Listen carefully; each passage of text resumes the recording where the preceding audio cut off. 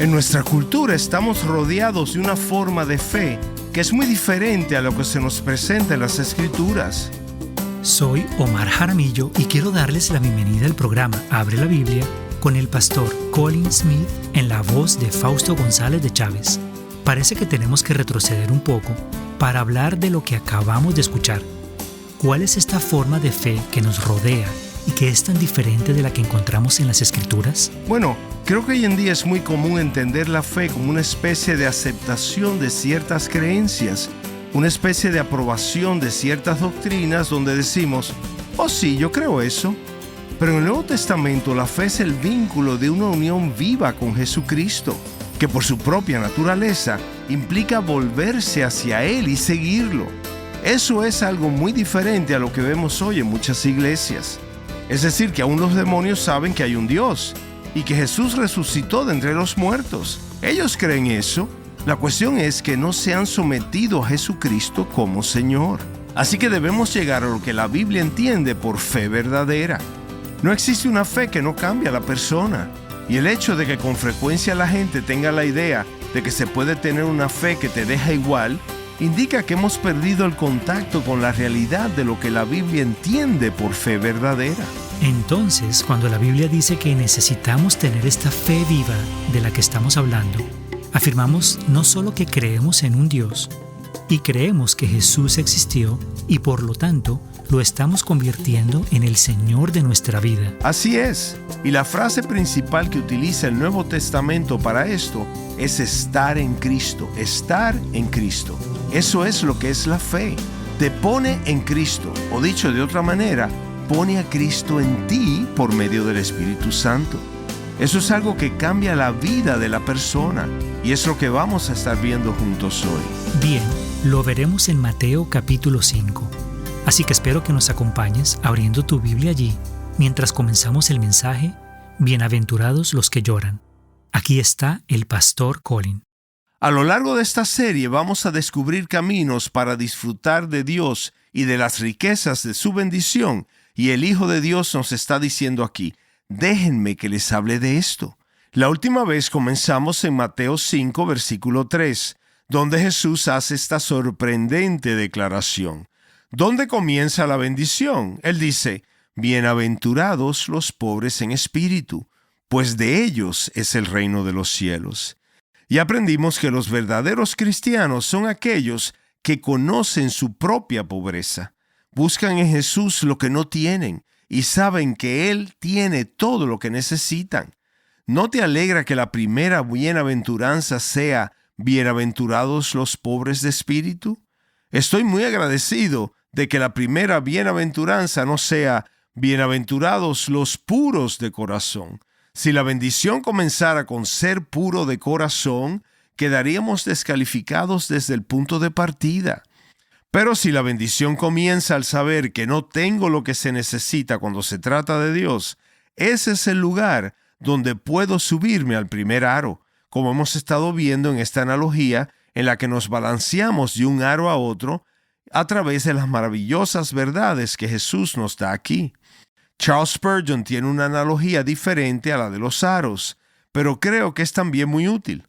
Él dice que si una escalera ha de ser útil, su primer peldaño debe estar cerca del suelo. ¿No te parece razonable? ¿De qué me sirve una escalera cuyo primer peldaño está por encima de mi cabeza? No podría subirme a ella. Así que gracias a Dios que las bienaventuranzas no comienzan con bienaventurados los puros de corazón, porque esos no somos nosotros. Ahí es donde queremos llegar, pero no es ahí donde empezamos. Empezamos aquí. Bienaventurados los pobres en espíritu. Bienaventurada es la persona que realmente llega al punto de decir, por mucho que me elogien en mi trabajo, en mi familia o en mi equipo deportivo, no tengo lo que hace falta para presentarme ante Dios. Y vimos anteriormente en la serie que Jesús comienza diciendo que la ley te llevará a un lugar llamado pobreza de espíritu. Por eso la ley es un buen regalo de Dios, porque nos lleva al primer nivel. Nos muestra cuánto necesitamos a Jesucristo. La ley te llevará a un lugar llamado pobreza de espíritu, y Jesucristo te encontrará en ese lugar. Bienaventurados los pobres en espíritu, pues de ellos es el reino de los cielos. Ahí es donde comenzamos.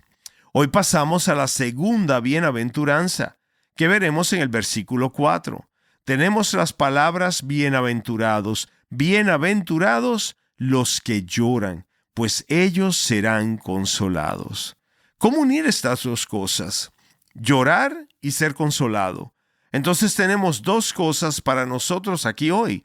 Vamos a ver el llanto, que es bienaventurado, y luego veremos la bendición sobre los que lloran.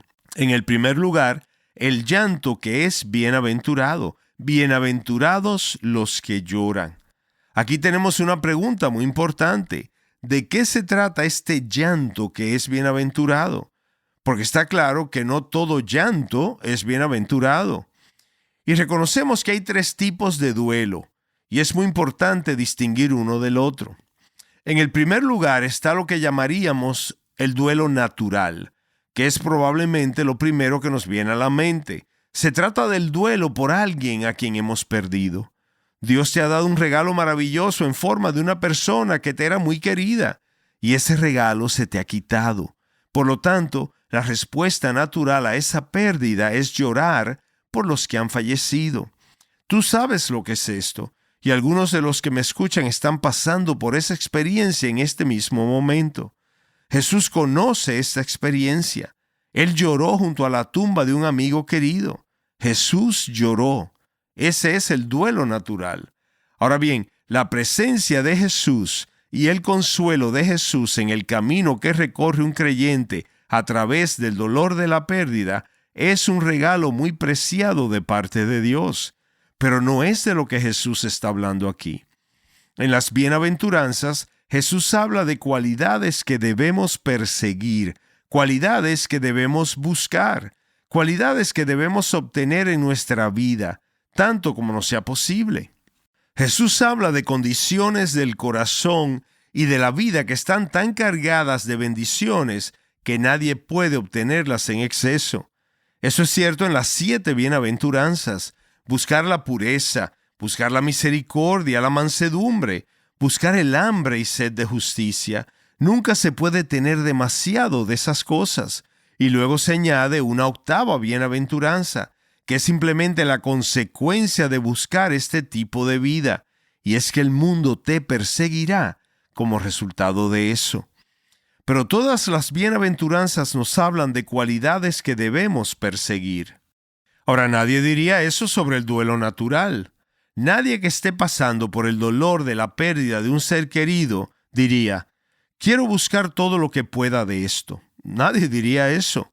Por lo tanto, les digo que por muy valioso que sea el que Cristo camine con el creyente en los valles de duelo, eso no es lo que Jesús está hablando aquí. Hay un segundo tipo de duelo entonces. Recuerden que le dije que había 3. Un segundo tipo de duelo que es muy diferente, y de nuevo, es un duelo del que Jesús no está hablando aquí tampoco, y que voy a describir como el duelo pecaminoso. El duelo pecaminoso es simplemente anhelar algo que Dios no me ha dado. Y eso es muy diferente del duelo natural. Es natural que lamentemos lo que Dios nos ha quitado, lo que el Señor dio y que el Señor quitó. Hay un dolor que es natural en eso. Pero el duelo pecaminoso es algo muy diferente. Es un anhelo por algo que Dios nunca quiso que yo tuviera. Pablo habla de esto en 2 de Corintios 7:10. Habla de una tristeza mundana que produce muerte, que lleva a la muerte. Hay un tipo de tristeza que mata, un tipo de duelo que causa la muerte interior. ¿Y qué es ese duelo pecaminoso? Es anhelar lo que Dios nunca quiso que tuvieras. Hay un ejemplo de esto en la Biblia que voy a usar para ilustrar, aunque hay muchos otros. En el libro de Reyes, capítulo 21, se nos cuenta la historia del rey Acab. Dios le dio mucho, Dios le dio un palacio, Dios le dio un reino, a pesar de que era un rey perverso. Pero más allá de los límites del palacio, había un pequeño campo contiguo que era un viñedo, cuyo dueño era un hombre pobre llamado Nabot. Y aunque el rey tenía todo su palacio y todo lo que pudiera desear, puso sus ojos en este pequeño viñedo y le gustaba mucho. Entonces se encaprichó con el pequeño viñedo y empezó a obsesionarse con él. Miró lo que Dios le había dado a su vecino y empezó a codiciarlo. De hecho, es interesante la forma en que la Biblia lo describe. La Biblia dice que Acab se disgustó, se molestó. Aquí está el rey haciendo berrinches en el palacio. ¿Y por qué? Porque su corazón está lleno de codicia por lo que Dios le ha dado a otra persona y que él desea. Y este anhelo por lo que Dios no quiso que tuviera, acaba consumiéndolo. Lo lleva al asesinato de Nabot.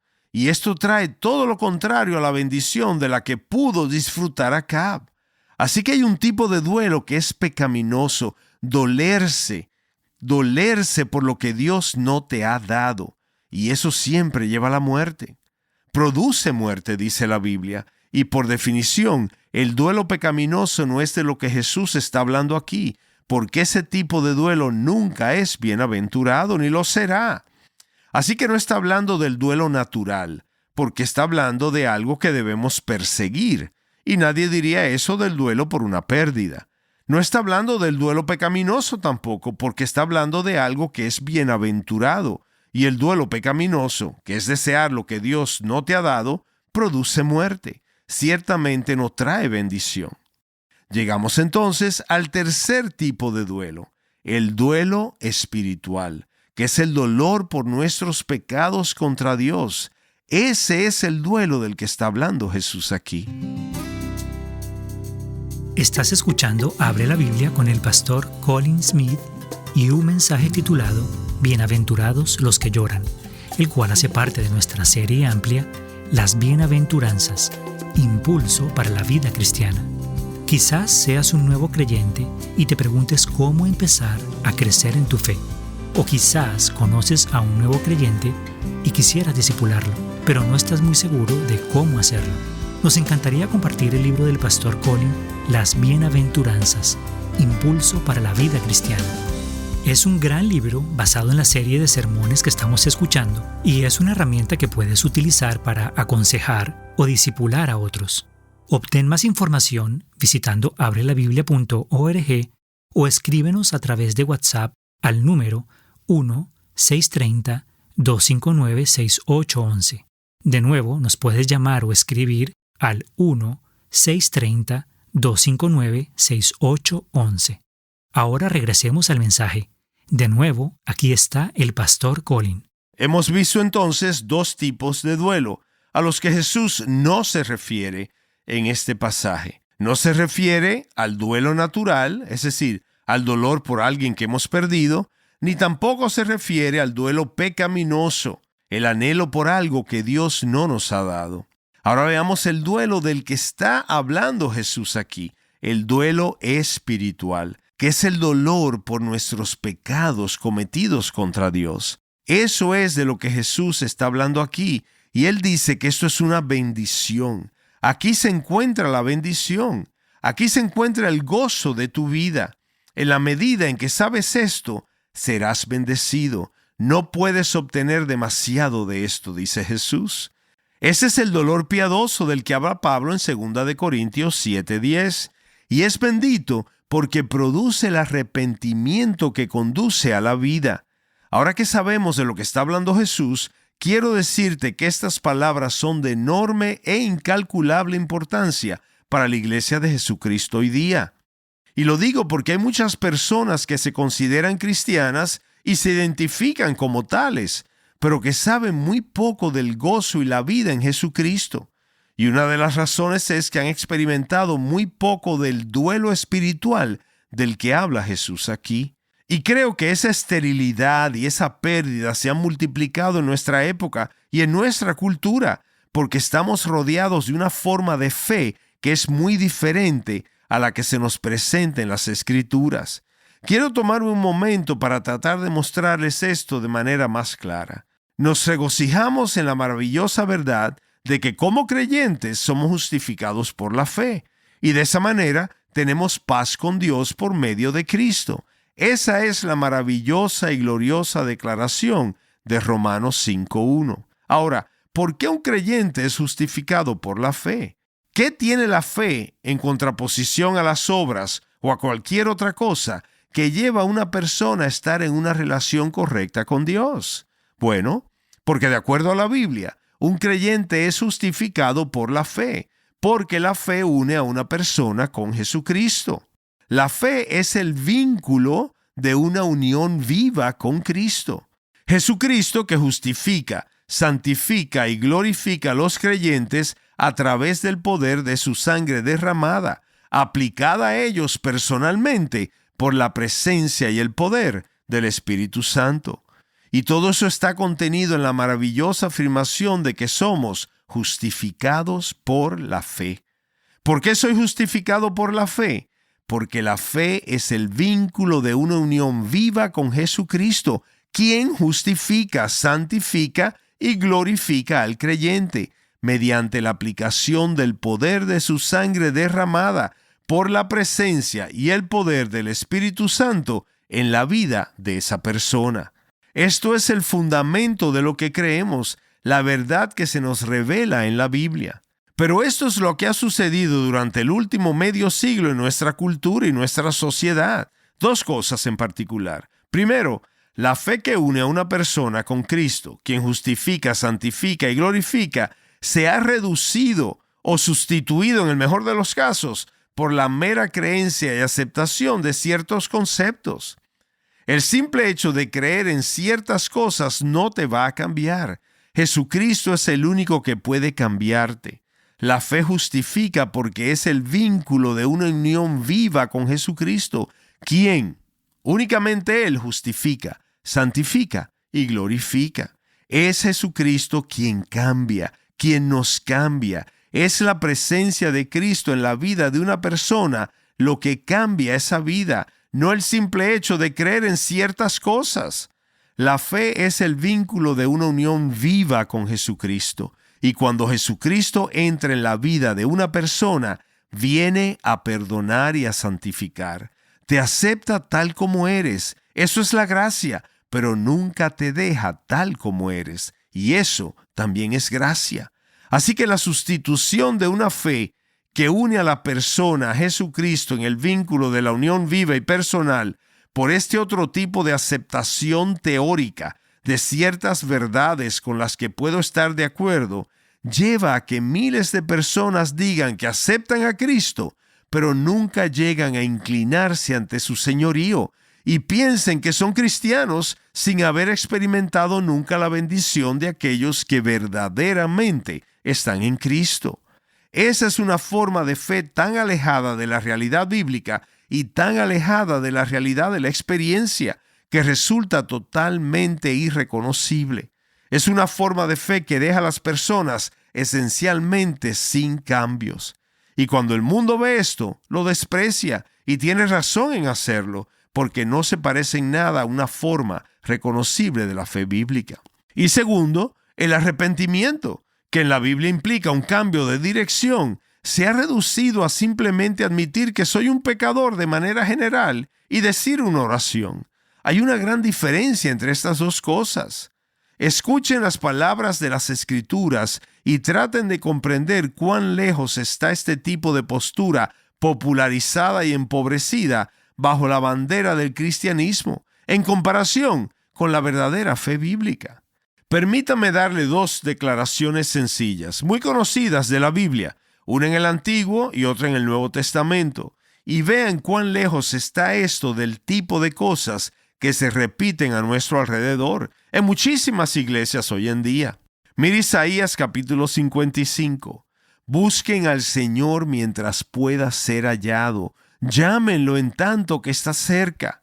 ¿Qué significa eso? Esto es lo que dice Isaías. Abandona el impío su camino y el hombre malvado sus pensamientos. Así que debe haber un alejamiento de los caminos malvados, un abandono, un dejar ir, un soltar. Hay un alejamiento de todos los pensamientos perversos.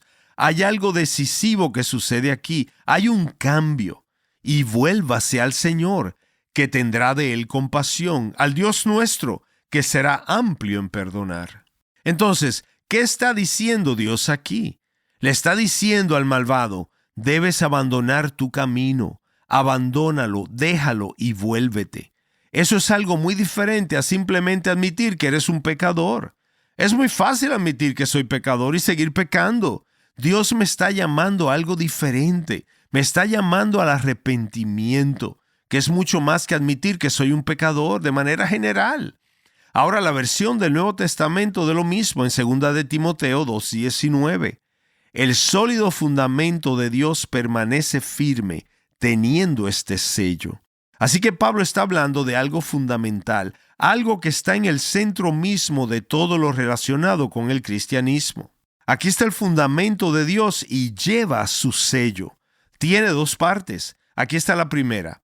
El Señor conoce a los que son suyos. Y la segunda, ¿cómo sabemos quiénes son los suyos? Bueno, aquí está la marca de una persona que es de Dios, que es suya, que se aparte de la iniquidad todo aquel que menciona el nombre del Señor. Apártese de la iniquidad. En otras palabras, lo que se dice aquí es que esto es absolutamente fundamental para lo que significa ser cristiano. Si vas a invocar el nombre del Señor, esto es lo que significa para ti. Tienes que apartarte de la iniquidad. No basta con admitir que eres pecador. No basta con hacer una oración. Si ha de haber un vínculo de unión viva entre tú y Jesucristo, entonces la fe que será el vínculo de esa unión viva será también la fuente del arrepentimiento. Hemos visto una visión realmente útil del arrepentimiento. El arrepentimiento no es solo lamentarse por nuestro pecado, sino alejarnos del pecado. Es apartarnos de la iniquidad. Nuestro mensaje Bienaventurados los que lloran forma parte de nuestra serie titulada Las Bienaventuranzas, Impulso para la Vida Cristiana. Y como dijimos a mitad del programa, el pastor Colin escribió un libro basado en esta serie de enseñanzas titulado Las Bienaventuranzas, Impulso para la Vida Cristiana. Colin, ¿para quién está escrito realmente este libro? Bueno, este es un libro para todos, porque ¿quién no quiere ser feliz? Jesús habla de cómo ser bienaventurado, cómo tener una vida feliz, cómo estar satisfecho y cómo encontrar el gozo. Quiero decir, ¿quién no quiere eso?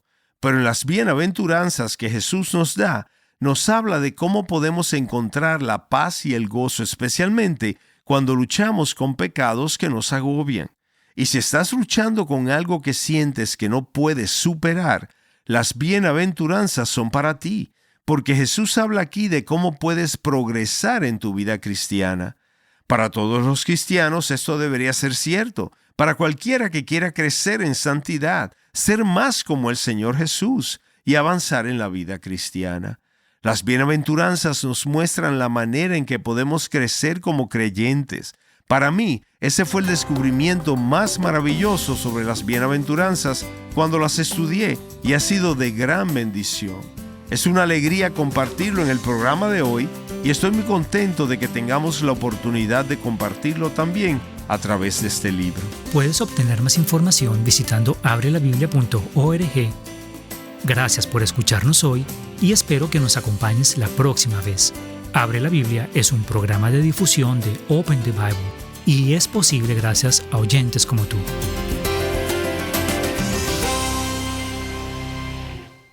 ¿Cómo se avanza en la vida cristiana? Nunca se avanza sin el duelo espiritual. Soy su presentador Omar Jaramillo y en el próximo Abre la Biblia descubriremos a qué nos referimos con este tipo de duelo.